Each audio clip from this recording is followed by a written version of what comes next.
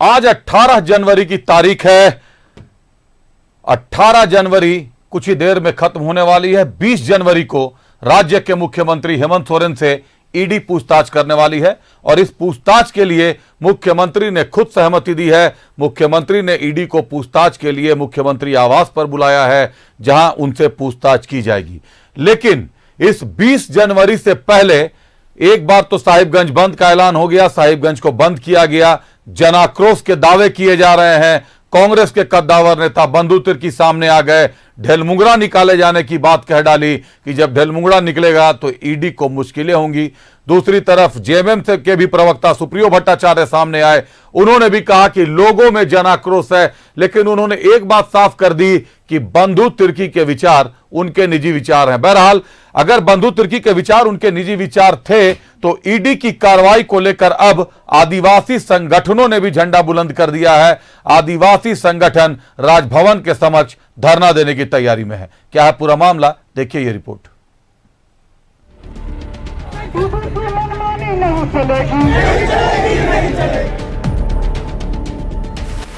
ED की कार्रवाई के खिलाफ सड़क पर आदिवासी 19 जनवरी को राजभवन के सामने देंगे धरना।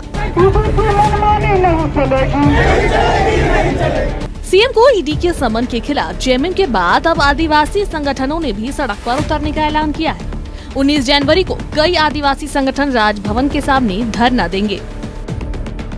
ईडी कहीं न कहीं केंद्र के आदेश के अनुसार ही काम कर रही है और उसके अनुसार से यहाँ के जो हमारे आदिवासी संगठन है, आदिवासी समाज है, पूरा आक्रोशित है। इसी को लेकर के कल 19 फरवरी को हम लोग राजभवन के समक्ष विरोध प्रदर्शन करेंगे। ईडी की कार्रवाई पर राज्यपाल कह चुके हैं कि कोई मुख्यमंत्री कानून से ऊपर नहीं है। ईडी अपना काम कर रहा है। कैबिनेट सचिव वंदना डाडल की चिट्ठी पर ईडी ने सख्त जवाब दिया है और कहा है कि भ्रष्टाचार की जांच के लिए इजाजत की जरूरत नहीं है, जिसके बाद एक बार फिर बीजेपी ने राज्य सरकार पर निशाना साधा है। ईडी जो काम कर रही है वो कानून सम्मत कर रही है, न्याय सम्मत कर रही है, विधि सम्मत कर रही है। पार्लियामेंट के द्वारा जो पारित अधिकार उनको मिला है उसके आधार पर काम कर रही है। और इस पर इसके पहले भी कई लोगों ने चुनौती दिया था एपेक्स कोर्ट को, जिसको सुप्रीम कोर्ट कहते हैं, सर्वोच्च न्यायालय में, और सर्वोच्च न्यायालय ने सीधा निर्णय दिया कि ईडी को अधिकार है अपने इन्वेस्टिगेशन को पूरा करने के लिए, उसमें कोई अवरोध पैदा नहीं कर सकता है। और जो पदाधिकारी डमरू लेके नाच रहे हैं वो डमरू 2024 के बाद समाप्त हो जाएगा और सारे अधिकारियों की भी हम लोग शिनाख्त कर रहे हैं। ऐसे लोगों को होटवार जेल जाना पड़ेगा। आप अपने कर्तव्य का निर्वहन कीजिए, वो अपने कर्तव्य का निर्वहन कर रहा है। किसी के कर्तव्य के निर्वहन में आप बाधा डालेंगे तो आप पर भी कार्रवाई सुनिश्चित हो सकती है। तो ऐसा नहीं है कि कोई पहला मामला है। लालू प्रसाद जी मुख्यमंत्री थे ना, बहुत पावरफुल मुख्यमंत्री है, जेल गए कि नहीं, सजा काटे कि नहीं, और अभी भी तलवार लटकी हुई है कि नहीं। तो कानून से कोई नहीं बच सकता, चाहे कोई कितना भी बड़ा क्यों ना हो। इधर कांग्रेस ने बीजेपी नेताओं पर ईडी के प्रवक्ता के तौर पर बोलने का आरोप लगाया है। साथ ही ऐसे लोगों पर एफआईआर दर्ज करने की मांग की है कि दूसरी ओर सरकार के मंत्री ने कहा है कि ईडी के पत्र पर कानूनी सलाह के बाद आगे फैसला लिया जाएगा।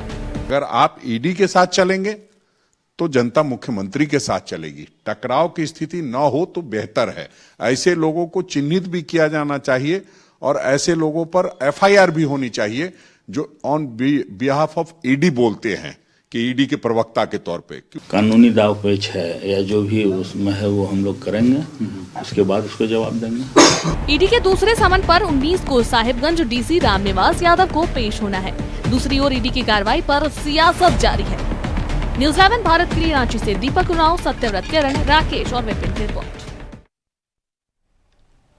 तो जनाक्रोश के दावों के बीच जांच कितनी फंसेगी, कितनी निकलेगी, यह देखने लायक मामला होगा। लेकिन कई गंभीर सवाल तो खड़े हो गए हैं। चलिए तलाशते हैं सवालों का जवाब, जुड़ते हैं अपने सहयोगी राकेश के साथ। राकेश, एक तरफ जहां सत्तारूढ़ दल दावे कर रहा है जनाक्रोश का दावा किया जा रहा है। आपको याद होगा पहले सम्मन के बाद भी जेएमएम ने सख्ती प्रदर्शन किया था। सैकड़ों की तादाद में गाड़ियां राजधानी में बुलाई गई थी, कई कार्यकर्ता जमा हुए थे। तो एक तरफ जहां जनाक्रोश का दावा कर रही है सरकार सत्ता, वहीं दूसरी तरफ विपक्ष कह रहा है कि सरकारी कार्य में जो बाधा उत्पन्न करेंगे उनको भी जेल भेजा जाएगा। देखिए, अब से एक जिस तरीके का ये पूरा मामला थोड़ा पेचीदा होता जा रहा है, तो उसमें जरूर इस बात के संकेत मिलते जा रहे हैं कि जिस तरीके से आदिवासी संगठन ने एक बार फिर से विरोध प्रदर्शन करने की बात कही है, वैसे मौके पे हो सकता है कि 19 तारीख को जिस तरीके से घोषणा है उनकी कि विरोध करेंगे, इसके बाद क्या कुछ परिस्थितियां उत्पन्न होती हैं, ये देखने वाली बात होगी कि आखिर कौन कौन से लोग शामिल होते हैं इस प्रदर्शन और आंदोलन में। लेकिन सवाल जिस तरीके से कई खड़े हो रहे हैं कि आखिर कानून क्या कहता है, और जो भी जांच एजेंसियां हैं, संवैधानिक संगठन है, उनके माध्यम से काम करती है, और जो भी उनके पास जो अधिकार है, जो उनके पास नियम कानून बना कर दिए गए हैं, उन्हीं अधिकारों के आधार पे आगे की कार्रवाई ईडी कर रही है।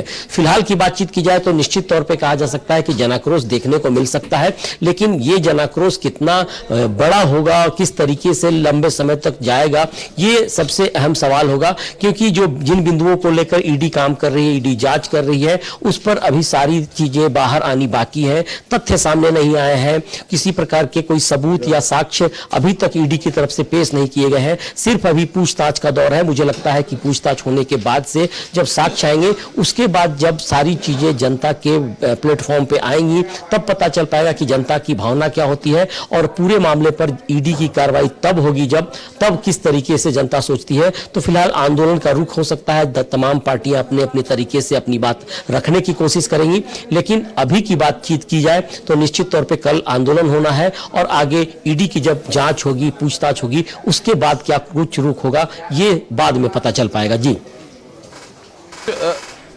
बाद में तो पता चल पाएगा, लेकिन आज सीपी सिंह ने, रांची विधायक ने एक बड़ी बात कह दी है।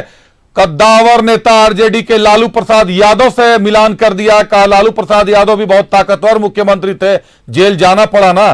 कहा जनता आक्रोश के लिए उतरी थी। जबकि याद होगा लालू प्रसाद यादव की गिरफ्तारी से पहले पूरी बिहार सीआरपीएफ की छावनी बन गई थी। राकेश,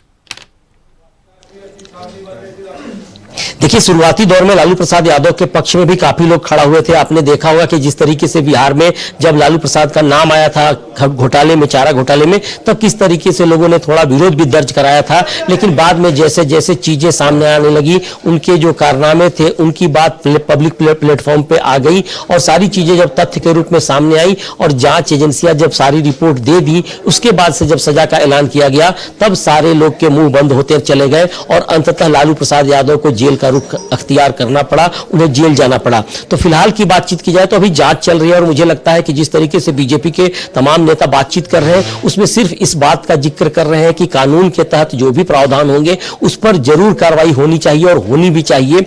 और जिस तरीके से जनाक्रोश की बात आ रही है, तो पब्लिक डोमेन पे किस तरीके की बातें चल रही हैं, क्या सचमुच पब्लिक सीधे अपने चाह के, अपने मन के अनुसार आ रहे हैं, या फिर किसी बैनर के तहत, किसी प्लेटफॉर्म के तहत उन्हें बताने की कोशिश की जा रही है कि इस मुद्दे पे आंदोलन करना है। ये थोड़े दिन में बाद पता चल पाएगा जब ईडी की कुछ चीजें सामने आएंगी। लेकिन फिलहाल साफ तौर पे दिखाई पड़ता है कि बीजेपी के तमाम नेता कानून का जिक्र कर रहे हैं, संविधान का जिक्र कर रहे हैं, और पूछताछ का दौर होना है। तो फिलहाल जिस तरीके की परिस्थिति है, उसमें जनता को भी कहीं ना कहीं इस बात को लेकर बारीकी से सोचने की जरूरत है। अगर उनको आंदोलन करना है तो मुद्दे को और मामले को सामने आने देना होगा, तब जाकर आंदोलन का हो सकता है कि उनको समर्थन मिल पाए। जी, चलिए, बहुत धन्यवाद राकेश आपका हमारे साथ जुड़ने के लिए। पूरे मामले पर नजर बनाए रखिएगा। इस वक्त एक और बड़ी खबर आ गई है। खबर धनबाद से आ रही है। कोयला व्यवसाय सह होटल